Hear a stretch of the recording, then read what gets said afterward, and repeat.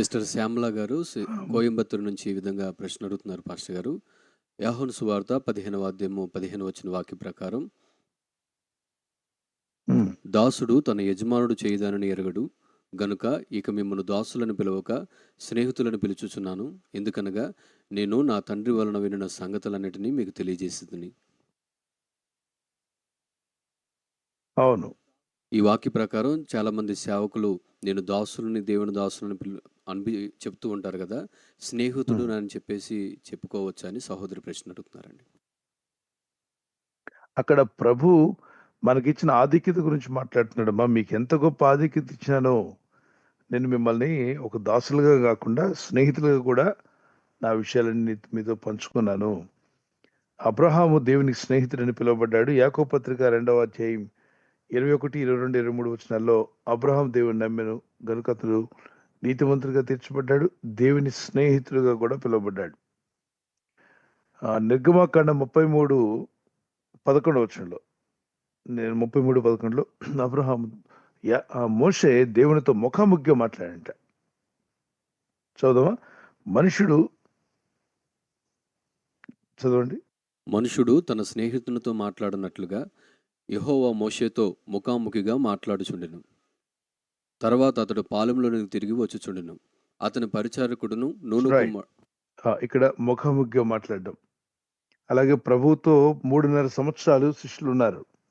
అందుకు ప్రభు అంటున్నాడు, మీరు నా స్నేహితులు అని చెప్పాడు. అయితే స్టేజ్ మీదకి వచ్చినప్పుడు కానీ సంఘంలోకి వెళ్ళినప్పుడు I'm a friend of God అని చెప్పాలా, ఐఎమ్ ఏ గాడ్ సర్వెంట్ అని చెప్పాలా అంటే, రోమన్స్ బుక్ ఆఫ్ మన ఎపిస్టల్స్ చదివినప్పుడు పత్రికల్లో అపోస్తులుడైన పౌలు గారు, అలాగే పేతురు గారు కానీ యాకోబు గారు కానీ వారి పత్రికలు ఏమని చెప్పారంటే, దేవుని చేత పిలువబడిన అపోస్తులుడను అని చెప్పారు.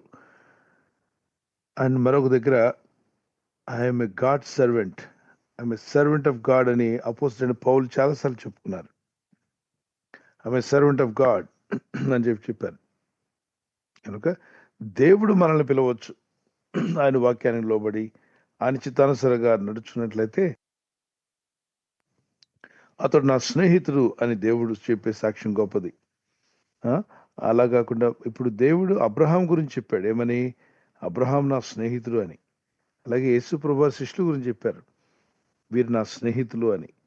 మనం చెప్పడం కన్నా ప్రభు చెప్పడం కరెక్ట్. కనుక I'm a friend of God అని నేను చెప్పడం కంటే God should say he's my friend, నా స్వరం వినేవాడు అని చెప్పి. కనుక మనం సంబోధిస్తున్నప్పుడు ఎవరు మేము అన్నప్పుడు man of God, servant of God అని చెప్పుకోవడమే కరెక్ట్. ఎందుకంటే మనం దేవుని కొరకు పిలువబడిన వారం, ఆయన పిలుపు కలిగి ఉన్నాం. మరి అపోస్తుల కార్యాల్లో మనం చూస్తున్నాం, పత్రికల్లో చూస్తూ ఉంటాం, many times it is mention servant of God. God bless you. ప్రభు అక్కడ తాను బయలుపరుచుకున్నాడు తన విషయాలన్నీ కూడా. అంటే ఒక బానిసలుగా మిమ్మల్ని నేను చూడట్లేదు, ఇంట్లో పనివాడిలాగా చూడట్లేదు, ఇంటి అంతట్లో నమ్మకస్తులైనటువంటి నా కుటుంబస్తులుగా నేను మిమ్మల్ని చూస్తున్నాను, నా స్నేహితులుగా మిమ్మల్ని చూస్తున్నాను అన్నాడు. దేవుడు అంత విలువ ఇచ్చినప్పుడు దానికి తగినట్టుగా మనం జీవించాలి. స్నేహితులని ఎవరితో అంటాం? ఇద్దరు కలిసి మాట్లాడుకుంటూ, ఇద్దరు కలిసి నడుస్తూ ఉంటే వీళ్ళిద్దరి మధ్యలో మంచి స్నేహం ఉందండి అంటాం. అలాగే ప్రతిరోజు ప్రార్థిస్తూ, బైబిల్ చదువుతూ, స్తుతిస్తూ పని చేసుకుంటున్నప్పుడు, వాక్య ధ్యానంతో పాటు అన్ని పనులు చేస్తూ, ఏ పని చేస్తున్నా దేవుని యందు భక్తి కలిగి జీవిస్తూ ఉన్నట్లయితే వారు దేవుని స్నేహితులై ఉన్నారు. God bless you.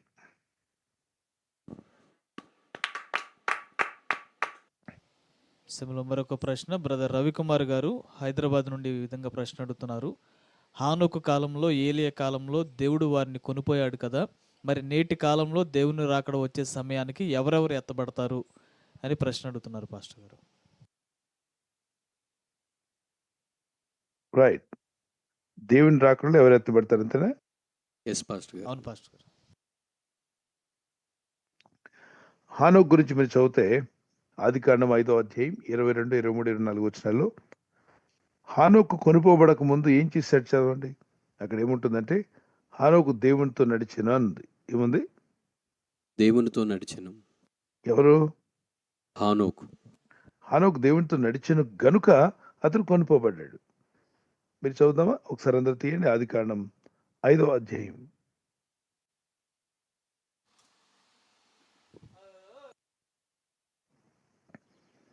23వ వచనం పెట్టండి అన్న. ఆది కాండము 5వ అధ్యాయము 23వ వచనం 24వ వచనం. హానోకు దేవునితో నడిచిన తర్వాత దేవుడు అతనిని తీసుకుని పోయెను గనుక అతడు లేకపోయెను. గనుక అతడు ఏం చేశాడంట? లేకపోయెను. లేకుండా పోయాడు. ఎందుకు దేవుడు తీసుకెళ్ళాడు? హానోకు ఎవరితో నడిచాడు? దేవునితో నడిచిన తరువాత దేవుడు అతన్ని తీసుకొని పోయాను. మళ్ళా రిపీట్ చేయండి. ఎందుకు దేవుడు తీసుకెళ్ళాడు? దేవునితో నడిచాడు కాబట్టి. మనం దేవుని రాకలు ఎవరు ఎత్తబెడతారు? దేవునితో నడిచిన వారు లోకంతో నడిస్తే ఎత్తబడరు, పాపంతో నడిస్తే ఎత్తబడము. కనుక లోకపు మార్గాలు కానీ పాప మార్గాలంటూ ఒప్పుకొని విడిచిపెట్టి యేసు రక్తంలో కడగమని వేడుకొని ప్రభు దగ్గర క్షమాపణ పొందుకొని దేవునితో నడవడం ప్రారంభించండి. వారు ఎత్తబెడతారు. ఊరికి నేను చర్చికి వెళ్ళాను, మందిరంలో అనేక పనులు చేశాను, కానీ దేవునితో నడవట్లేదంటే విడవబడే వారి లెక్కలో ఉంటాం. కాబట్టి చర్చికి వెళ్ళడము, ప్రార్థన చేయడం, అక్కడ దేవునితో నడవడానికి వెళ్ళాలి. సేవ చేసినా, వాలంటీర్గా పనిచేసినా దేవునితో ఉన్న కనెక్షన్ కరెక్ట్గా ఉండాలి. Okay, God bless you. దీనికి మరొక రిఫరెన్స్ రోమాపత్రిక 8:14 రోమన్స్ చాప్టర్ 8:14. ఎందరైతే దేవుని ఆత్మచేత నడిపింపబడదురో వారందరూ దేవుని కుమారులయ్యుందరు. చదవండి. దేవుని ఆత్మ చేత ఎందరు నడిపింపబడుదురో వారందరూ దేవుని కుమారులై ఉందురు. Praise Lord. Next question. Praise Lord. Thank you pastor గారు. తర్వాత ప్రశ్న సహోదరి లక్ష్మి గారు హైదరాబాద్ నుండి ఈ విధంగా ప్రశ్న అడుగుతున్నారు. మార్కు సువార్త 11వ అధ్యాయం 13వ వచనం వాక్యం ప్రకారం దేవుడు అంజూరపు చెట్టును చూసి ఎందుకు శపించారు అని ప్రశ్న అడుగుతున్నారండి. మరి అంజూరపు చెట్టు మరి ఫలాలు కాసే కాలం కాదు కదా, మరి ఎందుకు ప్రభు ఆ విధంగా శపించాల్సి వచ్చిందని ప్రశ్న అడుగుతున్నారు. రైట్.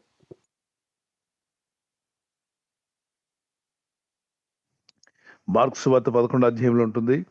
అలాగే మీరు చదివిన అధ్యాయంలో కూడా ప్రభు ఒక దేవాలయానికి వెళ్తున్నారు. ఆ దేవాలయానికి వెళ్ళేటువంటి మార్గం. దేవాలయంలోకి వెళ్లే ముందు దేవాలయంలో జరిగిన సంఘటనలన్నీ ఆ చెట్టు తర్వాత కనిపిస్తాయి. చెట్టును శపించిన తర్వాత అక్కడ ఫలములు ఉంటాయని ప్రభు వెళ్ళాడు. దేవునికి ఏం కావాలని కోరుతున్నాడు చెప్పండి.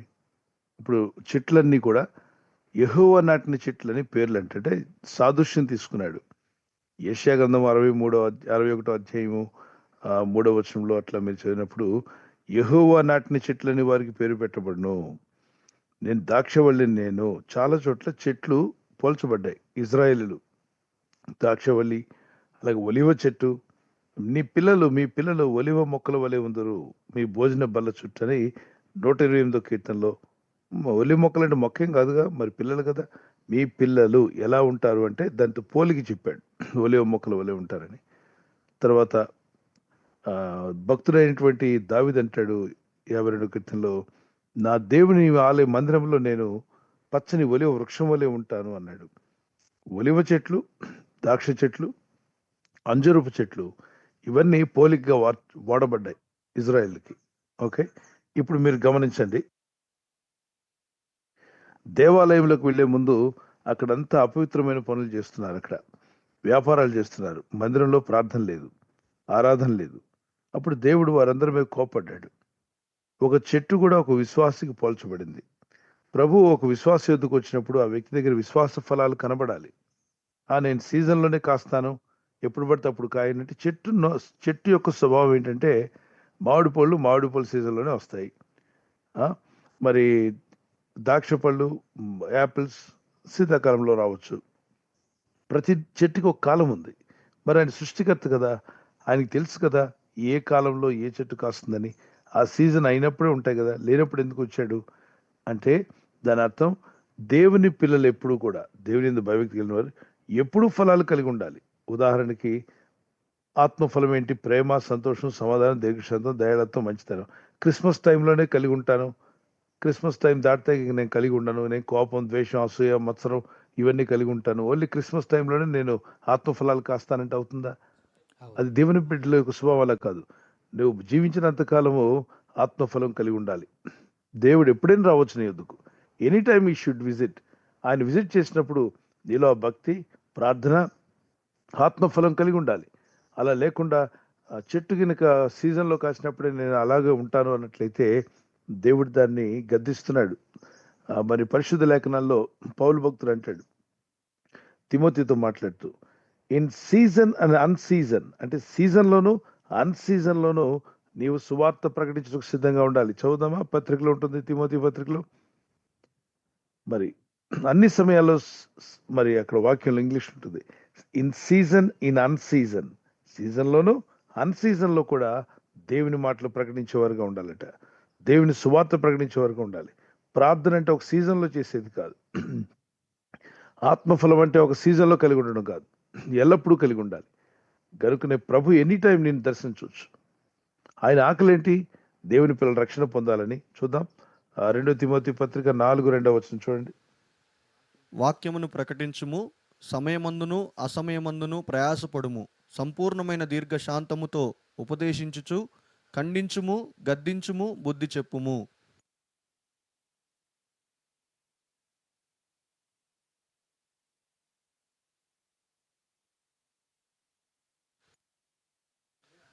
ఓకే, సమయమందును అసమయమందును అన్నాడు. ఒకసారి మళ్ళీ చెప్పండి. వాక్యమును ప్రకటించుము, సమయమందును అసమయమందును ప్రయాసపడము, సంపూర్ణమైన ప్రయాసపడుము. దీర్ఘశాంతముతో ఉపదేశించుచు ఖండించుము, గద్దించుము, బుద్ధి చెప్పుము. రైట్. ఇక్కడ ఏమన్నాడు? ఇంగ్లీష్లో చూడండి. In season preach the word, be instant in season, out of season. మరి సీజన్లో కాదండి, సీజన్ లేనప్పుడు ఎట్లా వచ్చాడండి? ఈ బుద్ధిహీనులు, అవివేకులు, అలాగే దేవుని వాక్యమే బురద చల్లాలనుకున్నటువంటి భక్తిహీనులు, వాళ్ళకి రెవల్యూషన్స్ ఉండవు, దేవుని వాక్య ప్రత్యక్షతలు ఉండవు. ఎందుకంటే వాడు దేవుని ద్వేషించేవాడు. ద్వేషించేవాడికి దేవుడు ప్రత్యక్షత ఎందుకు ఇస్తాడు? దాని మీనింగ్స్ అర్థమయ్యేలాగా దేవుడు చేయడు. ఎందుకంటే దేవుణ్ణి వెదికేవాడికి ఇస్తాడు. అది సత్యాన్వేషణ లేదు వాళ్ళలో. వారు దుర్మార్గులుగా ఎప్పుడు పేడ వేద్దామా, ఎప్పుడు బురద చల్లుదామా అనే వాళ్ళకి దేవుని వాక్య మర్మాలు అర్థం కావు. అందుకే వాళ్ళ ఆత్మీయ జీవితం అట ఈ లోకాన్ని ఆత్మ వాళ్ళ కళ్ళకు గుడ్డితనం కలుగు చేసిందట. గుడ్డోడికి ఏమర్థం అవుతుంది చెప్పండి? అన్నీ అర్థం కావు కదా, అన్నీ చూడలేడు, గ్రహించలేడు. వివరించినా దాని యొక్క నిజత్వాన్ని తెలుసుకోవాలంటే తన కళ్ళు తెరవబడాలి. కొంతవరకే గ్రహించుతాడు. అలాగనే ఆత్మీయ అంధత్వంలో చాలా మంది ఉన్నారు, ఆత్మీయ గుడ్డివారు. వాళ్ళు ఇలా అన్నాడు ఏంటండి, సీజన్లు కాదు కదా, మరి దేవుడికి తెలియదా? ఆయన అక్కడికి వచ్చి ఆ టైంలో తినబోయి మళ్ళీ అప్పుడు ఆ చెట్టుని శపించడం ఏంటండి? ఇది ఏమన్నా న్యాయమా? అంటే వీళ్ళు వంకరి టింకరి అనేటువంటి మాట మీరు వినే ఉంటారు. ఇలాగా ఆత్మ సంబంధమైన విషయాలు అర్థం కానటువంటి టింకర్ మనుషులు. వీళ్ళతో మనం వాళ్ళ మాటలు వింటూ ఉంటే వాడికి ఏమైనా ఆత్మజ్ఞానం ఉందా? దేవుడిని నమ్మాడా? ప్రార్థన చేశాడా? భక్తుడా? దేవునితో నడుస్తున్నాడా? లేదు. వాడికి మరి ప్రత్యక్షతలు ఎలా వస్తాయి? రావు. అలాంటి వాళ్ళు మూర్ఖులు ఎంతోమంది ఉన్నారు. వాళ్ళు ఏదో ఒక వాక్యాన్ని తీయడం, ఎంతసేపు దేవుని మీద కానీ వాక్యం మీద, సువార్త మీద బురద జల్లని ప్రయత్నించేవాళ్ళు. ఆ మాటలు మీరు చూసి కలవరపడకండి. ఆత్మీయ అర్థాలు ఎంతో స్పష్టంగా ఉన్నాయి. ఓకేనా? ఆత్మీయ ఇప్పుడు ఈ లోక పాపం మోసుకుని పోయి గొర్రె పిల్లగా ప్రభు వచ్చాడు అన్నాడు. అంటే యేసు ప్రభు 4 కాళ్లతో గొర్రె పిల్లగా నడిచాడు భూమి మీద? లేదు పాస్టర్. మరి గొర్రెపిల్ల ఏంటండి? గొర్రెపిల్ల ఏంటండి? గొర్రె రక్తం ఏంటండి అంటారు కదా. దాని ఆత్మీయ అర్థం వాళ్ళు గ్రహించలేరు. సో బురదలో తిరిగే పందికి అన్ని విషయాలు ఎలా అర్థం అవుతాయి? అది బురదే అర్థం చేసుకుంటుంది. బురదే బాగుంటుంది అంటుంది. పంది బురదలో పడిన పంది ఏమంటుంది అంటే, బురద బాగుంది, బురద సువాసన వస్తుంది, బురదలో దొరుకుతుంటే హాయిగా ఉందంటది. బురద తప్ప దానికి ఇంకేది వేటే వాటి గురించి దానికి వివేచన ఉండదు.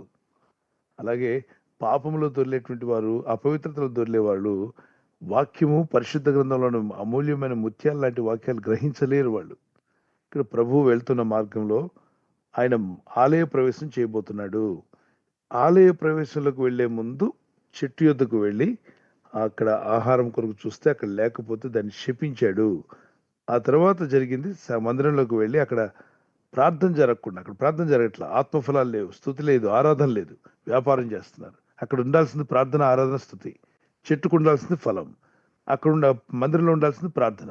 చెట్టులో ఉండాల్సింది ఫలాలు. మందిరంలో అంటే చెట్టును విశ్వాసగా ఒక భక్తునిగా పోలుస్తున్నాడు ఇక్కడ. అంటే చెట్టు యొద్దకు వచ్చినప్పుడు సీజన్‌లోనే కాస్తాను. అంటే పండగ టైంలోనే ప్రార్థిస్తా. పండగలు లేనప్పుడు ప్రార్థించను. ఏదో క్రిస్మస్‌కి, ఈస్టర్‌కి మాత్రం ప్రార్థన చేస్తాను. మిగిలిన టైంలో చేయనంటే విశ్వాసమే కాదు నువ్వు. అది అంటున్నాడు. అక్కడ సమయమందును, అసమయమందును సీజన్ కానప్పుడు కూడా నీలో ఫలాలుండాలి. సీజనల్ ఫ్రూట్ కాసే చెట్టులాగా కాదు. నీ జీవితం ఇలా ఉండాలని చెప్తున్నాడు. ఆ మందిరంలోకి వెళ్ళాక అదే అధ్యాయంలో మందిరంలో ప్రార్థన లేనందుకు వాళ్ళందరినీ గద్దించి టేబుల్స్ అన్ని పడగొట్టాడు ప్రభు. అర్థమైంది కదా? God bless you. పాస్టర్ గారు ప్రశ్న మరొకసారి సహోదరి ప్రియాంక గారు ఏలూరు నుండి ప్రశ్న అడుగుతున్నారు. పిల్లలు చేసే భక్తి కార్యాల వల్ల, పుణ్య కార్యాల వల్ల వారి తల్లిదండ్రులకి మరి బ్రతికి ఉన్నప్పుడు ఏదైనా మేలు కలుగుతుందా? ఒకవేళ వారు ప్రభువుని అంగీకరించకుండా నిద్రిస్తే మరి వారు పరలోక రాజ్యంలో వారి ఆత్మలు వీరు చేసే భక్తి కార్యాల వల్ల వారి ఆత్మలు రక్షించబడతాయా అని ప్రశ్న నాన్న, అడుగుతున్నారు. మొదటి ప్రశ్న, పిల్లలు ప్రార్థిస్తే తల్లిదండ్రులకు మేలు కలుగుతుందంటే భూమి మీద ఉన్నప్పుడు పేరెంట్స్ కొరకు పిల్లలు ప్రార్థన చేయాలి. పిల్లల కొరకు పేరెంట్స్ ప్రార్థన చేయాలి. ప్రార్థన వినే దేవుడు మన దేవుడు. ఓకే, ప్రార్థించడం మంచిది. ప్రార్థన చేయండి, విజ్ఞాపన చేయండి. అబ్రహాము తన ప్రజల కొరకు ప్రార్థించినప్పుడు దేవుడు విన్నాడు. మరి దానియేలు ప్రార్థిస్తాడు తన ప్రజలందరి కొరకు. ప్రార్థన చేయొచ్చు. అయితే తర్వాత ఇందులో మరొక విషయం ఉంది. ఏమన్నారంటే చనిపోయిన తల్లిదండ్రులు ఎవరైనా తాత కానీ నాయనమ్మ కానీ చనిపోయారు అనుకోండి, వాళ్ళ మనవ సంతానం అంతా వెళ్ళి పిల్లలు, మా తాత పరలోకం వెళ్ళాలి, మా తాత మందు తాగుతూ మా నాయనమ్మను కొడుతూ తిడుతూ లోకానుసారంగా మరి పాపాల్లో జీవిస్తూ పేకాడేవాడు, తిరిగేవాడు, అన్ని అవలక్షణాలు ఉన్న మా తాత చనిపోయాడు, కాబట్టి చాలా ఆస్తి మాకు ఇచ్చెళ్ళాడు, గనుక మేము ప్రార్థన చేస్తున్నాం మా తాత ఎక్కడికి వెళ్ళాలని. పరలోకం వెళ్ళాలని. ఆ, కాబట్టి మనవాళ్ళందరూ చేసే ప్రార్థన విని దేవుడు, ముసలి తాత మరి నీ మీ మనవాళ్ళందరూ గట్టిగా ప్రార్థన చేస్తున్నారు కాబట్టి వాళ్ళ ప్రార్థన బట్టి నిన్ను పరలోక రాజ్యం తీసుకెళ్తానని అంటాడా? లేదు లేదు, అలా అయ్యేది లేదు. కనుక బ్రతికి ఉండగానే అందరూ అంతటా మారు మనసు పొందాలి. పోయిన తర్వాత ఈ భూమి మీద ఉన్నప్పుడే వాళ్ళు ఎక్కడికి వెళ్తారని నియమించబడుతుంది. మనం భూమి మీద ఉండగానే మనం ఎక్కడ వారమో, ఎక్కడికి వెళ్ళాల్సి ఉన్నామో, ఎక్కడ చేరాల్సి ఉన్నామో చనిపోగానే అది నియమించబడుతుంది. అందుకే ఒక కార్యారంభం కన్నా కార్యాంతం చాలా మేలున్నాడు. ఇల్లు కట్టుట కన్నా ఇల్లు ముగించడం ముఖ్యం కదా. ఒక బ్రిడ్జిని కట్టడానికి స్టార్ట్ చేయడం కంటే ఈ బ్రిడ్జి కట్టి ముగించడం బెటర్ కదా. అలాగే ఆత్మీయ జీవితం కానీ విశ్వాస జీవితం ముగింపులో చనిపోయే ముందు వాళ్ళు ఎవరితో ఉన్నారు? ప్రార్థన చేశారా? భక్తి కలిగి ఉన్నారా? విశ్వాసం ఉందా? పాప క్షమాపణ పొందుకున్నారా? అది ముఖ్యం. ఆ వెళ్ళిపోయిన తర్వాత వాళ్ళు వెళ్ళిపోయారు ఆల్రెడీ. ఇప్పుడు మనం ఏం చేసినా వాళ్ళకి అది చెల్లదు. అర్థమైందా? మనం ఏం చేసినా వాళ్ళకి చెల్లదు అని చెప్పి మనం ప్రార్థన చేయడం మానేద్దామా? చనిపోయిన వారి కొరకు చేయొద్దు, బ్రతికున్న వారి కొరకు ప్రార్థన చేయండి. Okay, God bless you.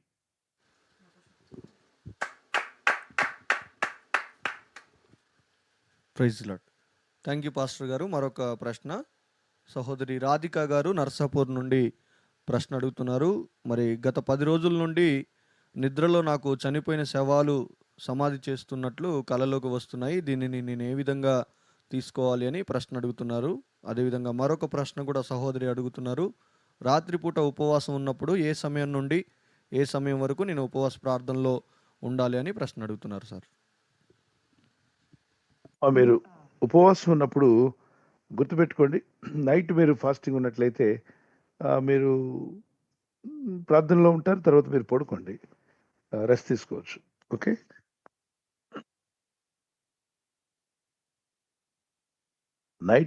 Night fasting ఉన్నప్పుడంతా రాత్రంతా మెలకుగానే ఉండాలి. ఆ మెలకు కలిగి ప్రార్థన చేయమన్నాడు కదా అని చెప్పి కొందరు ఆ వాక్యాన్ని కూడా రాంగ్ ఇంటర్ప్రిటేషన్ అంటే తప్పుగా అర్థం చేసుకొని రాత్రులంతా నిద్రపోకూడదని చెప్పారంట. కాబట్టి రాత్రులు నిద్రపోకుండా అర్ధరాత్రి మొదటి జామున 1వ జామున ప్రార్థన చేయమన్నారని 12 గంటలకు లేపి ప్రార్థన చేయించారు కొందరు. మొదటి జామున అంటే ఎప్పుడండి? అంటే రాత్రి. మొదటి జాము అంటే 12 తర్వాత కదండి అని. ఇజ్రాయెల్ క్యాలెండర్ వేరు, ఇప్పుడు వాడే క్యాలెండర్ వేరు. ఓకే, అక్కడికి ఇక్కడికి తేడా ఉంది. ఇలా రాత్రులంతా నిద్రపోనీకుండా చేసి చాలా మంది మతిమరుపు వచ్చేలా మైండ్ పనిచేయదు. మనిషికి దేవుడు మానవ దేహానికి రాత్రి సూర్యుడు వెలుగులు తీస్తాడు. ఎందుకు తీస్తాడు? పడుకొని నిద్రపోవాలి. పగలు సూర్యుడు ఉదయిస్తాడు, లేచి పని చేయాలి. కనుక పగలుండగా పని చేయండి, రాత్రుండగా నిద్రపోండి. అది మానవ దేహం యొక్క నిర్మాణం. అన్ని పక్షులు, జంతువులన్నీ కూడా రెస్ట్ ఉండాలి వాటికి, లేకపోతే రిస్టోర్ అవ్వదు బాడీ.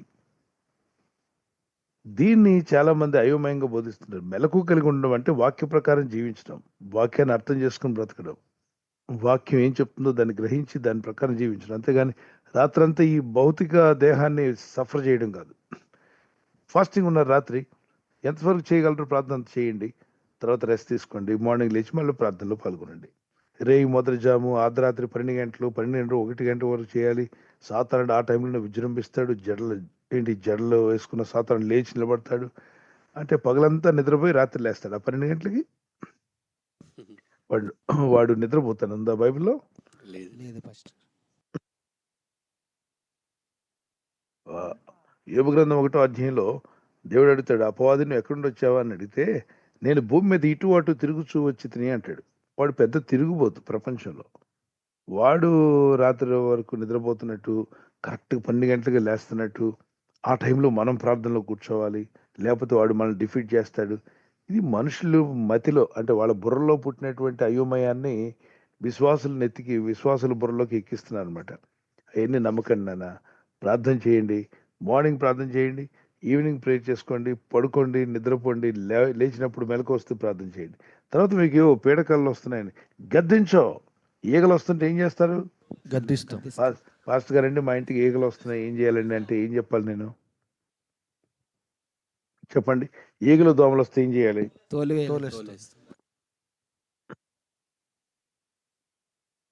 చీకటి అని పీడకల్లో వచ్చారు, ఏం చేయాలి మీరు? గద్దించాలి. యేసు నామములో వెళ్ళిపోమని గద్దించు. యేసు రక్తాన్ని నేను ఆశ్రయిస్తానని చెప్పు. నేను ప్రభు బిడ్డనై ఉన్నానని చెప్పు. ప్రభు రక్తాన్ని ఉచ్చరించు. యేసు రక్తం గురించిన పాటలు పాడు. వాక్యం తీసుకొని ధ్యానించు.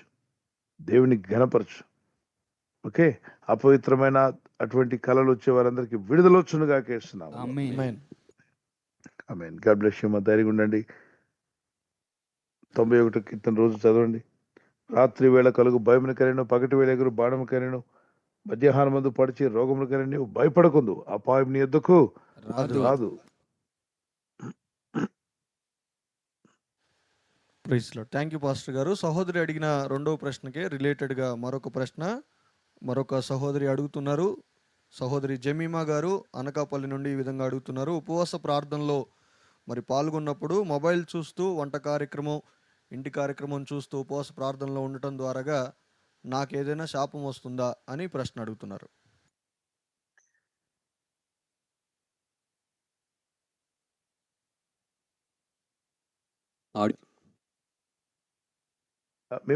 మిమ్మల్ని ఎవరు భయపెడుతున్నారు? ఈ భయపెట్టే బ్యాచ్ ఎక్కువైపోయింది. శాపం వస్తుంది, కూర చేయకూడదు, మరి ప్రయాణం చేయకూడదు. ఉదాహరణకి ఒక వ్యక్తి ప్రయాణంలో ఉన్నాడు, మన ప్రార్థనలు వస్తున్నాయి, ఫాస్ట్ ప్రార్థనలు వస్తున్నాయి కాబట్టి బస్సులో మోకరించాలా? లేదు పాస్టర్. లేదు సార్. బస్సులో అందరూ చేతులు ఎత్తి ప్రార్థన చేయండి అంటే అక్కడ కూడా చేతులు ఎత్తి హల్లెలూయా స్తోత్రం అంటారా బస్సులో? లేదన్నాను. అదే నిజమైన భక్తి అవుతుందా? కాదండి. డ్యూటీలో ఉన్నారు, ఫ్లైట్లో ఎయిర్ హోస్టెస్గా పనిచేస్తున్నారు, రిసెప్షన్లో ఉన్నారు. ఇక్కడ మేము ప్రేయర్ చేయమని గారు, మీరు కూడా అక్కడ చేతులు పైకి గట్టిగా ప్రార్థన చేయండి. గట్టిగా చేస్తే ఏమవుతుంది? వాళ్ళందరికీ ఏదో అర్థం కాదు, 108ని పిలిచి మిమ్మల్ని పంపిస్తారు ఎక్కడికి? ఇక్కడ మీరు వర్క్లో ఉన్నారమ్మా. ఓకే. దాని శాపం ఎందుకు వస్తుందమ్మా? ప్రభు బిడ్డ కదా, నువ్వు దేవుని వాక్యమే కదా వింటున్నావు, ప్రార్థన కదా వింటున్నావు, నీ పనిలో ఉంటూ కూడా దేవుని వాక్యాలు వింటున్నావు. చేయండి.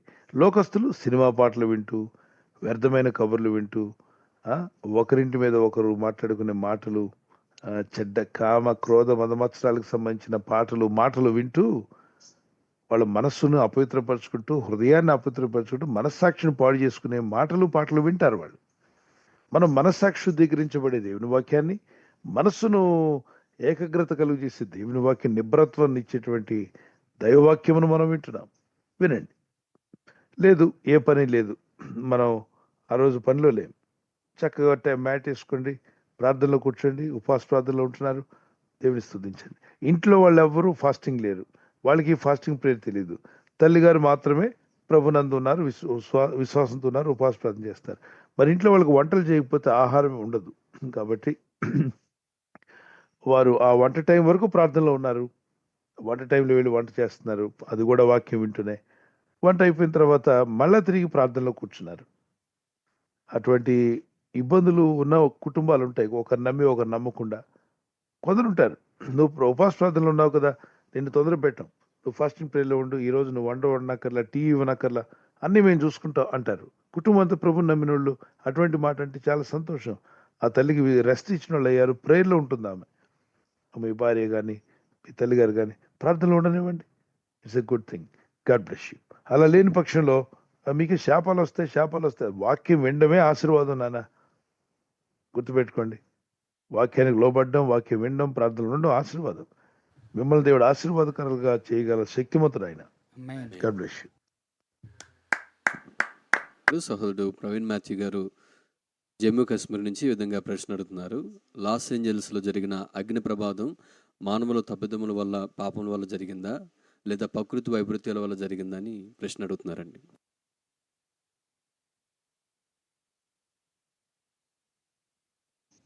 ఇప్పుడు ఓకే, మానవ తప్పిదం అని అక్కడ ఏదో మొత్తానికి ఎవరో మంట పెట్టారండి. మంట అంటే వాళ్ళు ఫైర్ వుడ్ అని అవుట్ సైడ్ కుకింగ్ చేస్తుంటారు, ఇంటి బయట బార్బిక్యూ అని ఏవి చేసుకుంటూ ఉంటారు. ఆ టైంలో చిన్న గాలి వచ్చింది అనుకోండి, ఆ నిప్పు రవ్వలన్నీ ఏమవుతాయి, అంటుకున్నప్పుడు మంట అంటుకుంది. మంట రాజుకున్న తర్వాత ఇక ఆగుతుందా?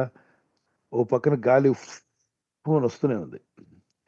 ఈ గాలి ఆ మంటల్ని ఒక ఇంటి నుండి ఒక ఇంటికి తీసుకెళ్ళిపోయింది. వాళ్ళు ఎక్కువగా ఆ దేశంలో వుడ్తో ఎక్కువగా అలంకరించుకుంటారు. ఇల్లు కట్టినప్పటికీ ఇంట్లో ఎక్కువ శాతం వుడ్ పెట్టుకుంటారు.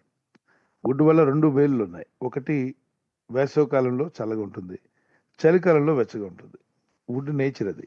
సో దాన్ని బట్టి ఎక్కువ శాతం వుడ్. రెండోది, అలంకరణకు కూడా వుడ్ వాడతారు, డెకరేషన్కి.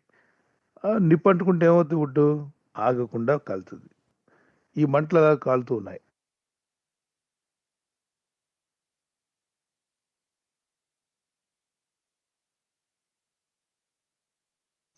మీరు గుర్తుపెట్టుకోవాలి, మనుషులు చేసిన తప్పిదం అయి ఉండొచ్చు, కానీ గాలి వీస్తుంది కదా, ఈ గాలి ఒక ఇంటి నుండి ఒక ఇంటికి అలా కొనసాగింది. మరి గాలి ఆగి ఉంటే ఆ ఫైర్ ఆగిపోయేది. గాలి ఆగల, గాలి తీసుకెళ్ళింది అందరిళ్ళకి.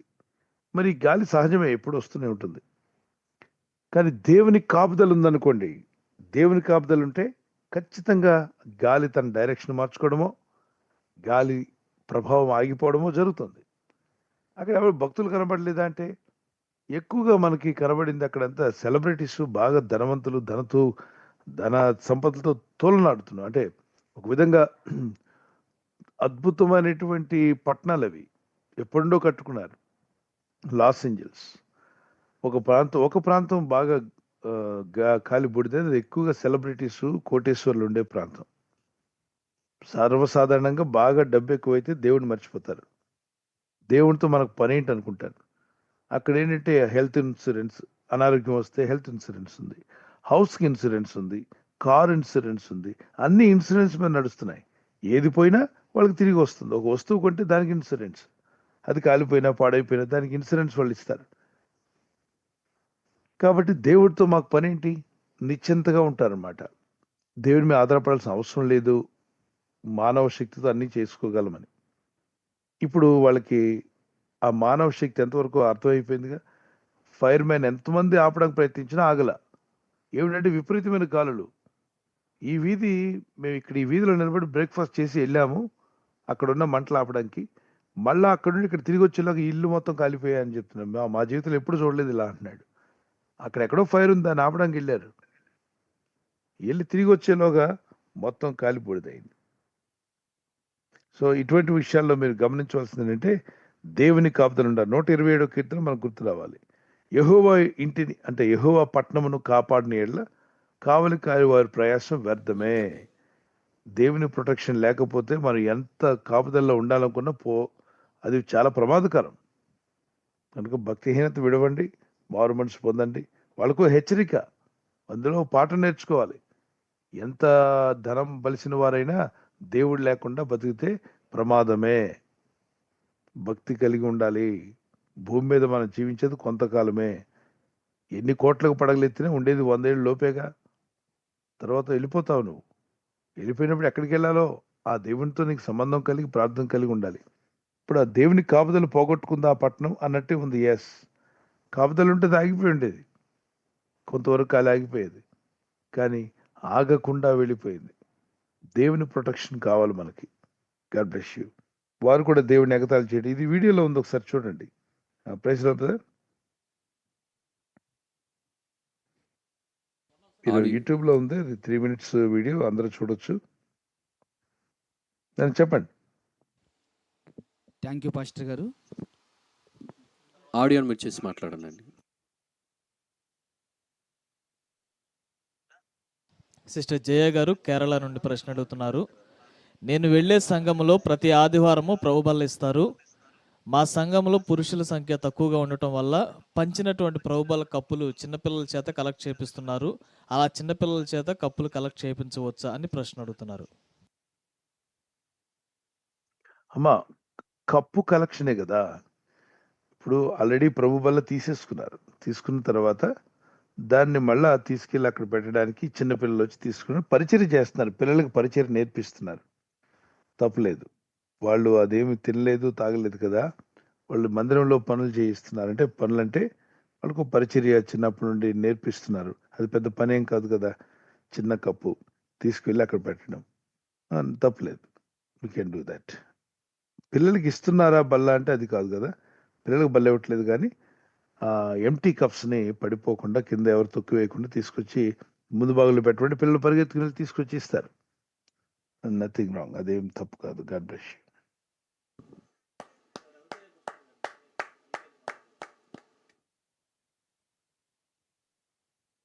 Praise Lord. Thank you pastor గారు. ఈ సమయంలో మరొక ప్రశ్న బ్రదర్ రవితేజ గారు బెంగళూరు నుండి ఈ విధంగా ప్రశ్న అడుగుతున్నారు. మాకు వంశపారంపరంగా వస్తున్నటువంటి మరి ఒక ఆస్తి ఉంది. ఆ ఆస్తి మా మీదకి రావడానికి, అనగా మా పేరు మీద రిజిస్ట్రేషన్ చేయడానికి ఆ యొక్క స్థలానికి సంబంధించినటువంటి ఆ ప్రాంతంలో ఒక హైందవులు ఆచరించేటువంటి ఒక మందిరం ఉంది. ఆ మందిరం మీద మా పేర్లు పెడితే కానీ మీ పేరు మీద ఈ పొలం రిజిస్ట్రేషన్ చేయం, ఈ స్థలం రిజిస్ట్రేషన్ చేయము అని వారు అంటున్నారు. ఇప్పుడు మేము ఏం చేయాలి, ఏ విధంగా ముందుకు వెళ్ళాలని ప్రశ్న అడుగుతున్నారు. అలాగేం ఉండదు నాన్న. Praise the Lord. Can you hear me? Yes వింటున్నారా? పాస్టర్ గారు. పాస్టర్ గారు. Hello, yes sir. Can sir, వినపడుతుంది పాస్టర్ గారు. వినిపిస్తుంది పాస్టర్ గారు. ఓకే. అక్కడ నాన్న రూల్స్లో అలాగేం ఉండదు. అదే ఊరు పెద్దలు, ఊర్లో ఉన్న వాళ్ళు ఏదో మాట్లాడుతున్నట్టున్నారు, కానీ మీరు యాజ్ ఫర్ ద రూల్ అక్కడ మీ పేరు పెడితేనే రిజిస్ట్రేషన్ చేస్తాము అలా ఏమి ఉండదు. రిజిస్ట్రేషన్ రూల్స్ ప్రకారంగా స్థలం మీది, రిజిస్ట్రేషన్ కార్యక్రమాలు జరుగుతున్నాయి, వెళ్ళండి. మీ పేర్లతో సంబంధం ఏంటి? రిజిస్ట్రేషన్ పేపర్లో డాక్యుమెంటేషన్లో మీ పేర్లు ఉండాలి, కానీ అక్కడ పెడితేనే చేస్తారు. అదంతా వాళ్ళ పెద్దరికాన్ని పలుకుతున్న వాళ్ళు మీ నుండి ఏదో ఆశిస్తున్నారు అక్కడ. సో అక్కడ కీ పర్సన్ పట్టుకోండి, మెయిన్ పర్సన్ని. ఇదే న్యాయం అండి. మా స్థలాన్ని మేము రిజిస్ట్రేషన్ చేసుకుంటామంటే మాకు బలవంతం చేస్తారేంటి? అక్కడ మీరేం చేసుకుంటున్నారో అది మీకు అప్పగించబడింది. దాని పేరు అక్కడ టెంపుల్ మీద నా పేరు ఎందుకు ఉండాలి? అవసరం లేదు కదా అని వివరించండి. కొంతమంది ఏదో చెప్తుంటారు ఆటకాయితనంగా. కొంతమంది ఆ, తెలుసు తెలియకో లేకపోతే అలా బెదిరించడానికో మిమ్మల్ని లోపరుచుకునే కొన్ని విషయాలు వాళ్ళు ఏదో ఆశిస్తున్నట్టున్నారు. వెళ్ళండి, మాట్లాడి క్లియర్ చేయండి. అదైతే రూల్ కాదు. As per rule no register will say like that. ఎవరు మన రిజిస్ట్రేషన్ చేస్తున్న రిజిస్టర్ ఆఫీసర్ ఆ విధంగా మాట్లాడరు. వెళ్ళి ఆఫీసర్తో మాట్లాడండి. God bless you.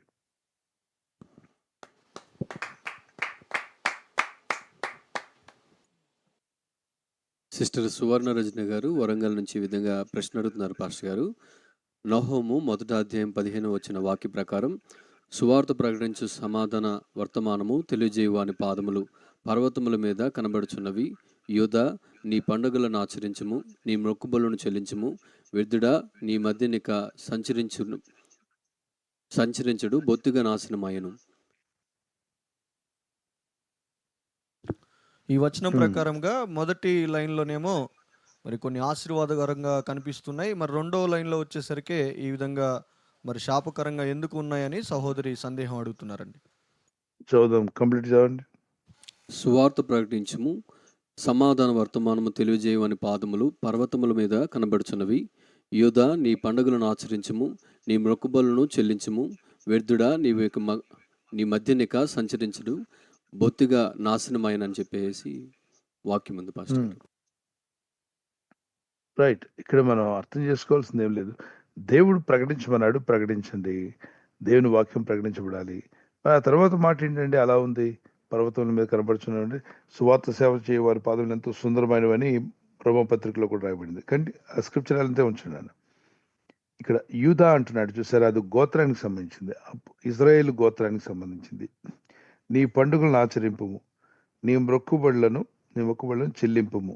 అంతవరకు ఓకే. వ్యర్థుడు నీ మధ్య నీకు సంచరించడు, వాడు బొత్తిగా నాశనమాయను. అక్కడ ఏమన్నాడు వివరంగా ఉంది. వ్యర్థుడు అంటే వ్యర్థమైన పనులు చేసేవాడు నీ మధ్య ఇక సంచరింపడు.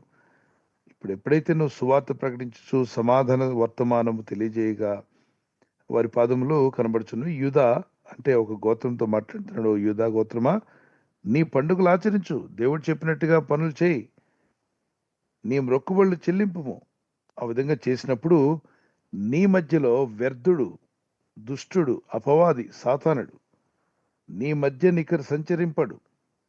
వాడే కదా దుష్టుడు, సంచరించి కీడు చేసేవాడు. వాడు బొత్తిగా తర్వాత మాట ఏంటి? నాశనమాయను. అపవాదికి లయపరచువాడు ఆయనే. మనం బాప్తిసాలు పొందినప్పుడు ఒక పాట పాడతాం, నీ సంకటములన్నా రైట్ సంహార దూత దాటిపోయాను, ఆ సంకటములన్నీ తీరిపోయాను. సంహార దూత ఏమైందట? దాటిపోయింది. దేవుని పని మనం చేస్తున్నప్పుడు వ్యర్థమైనటువంటి కార్యాలు సృష్టించే దుష్టాత్మలు దేవుడు వెళ్ళగొడతాడు. God bless you. సిస్టర్, మీరు ఏమన్నా తెలియపరచాలి అన్నట్లయితే ఆడియో అన్మ్యూట్ చేయండి అమ్మా. పాస్టర్ గారు, సహోదరి రిక్వెస్ట్ సోన గారు చెప్పండి. మీరు అడిగిన రిక్వెస్ట్ గుర్తుందమ్మా, ప్రార్థన చేస్తున్నాను. I praying for your daughter and marriage and also your Sons salary to be released.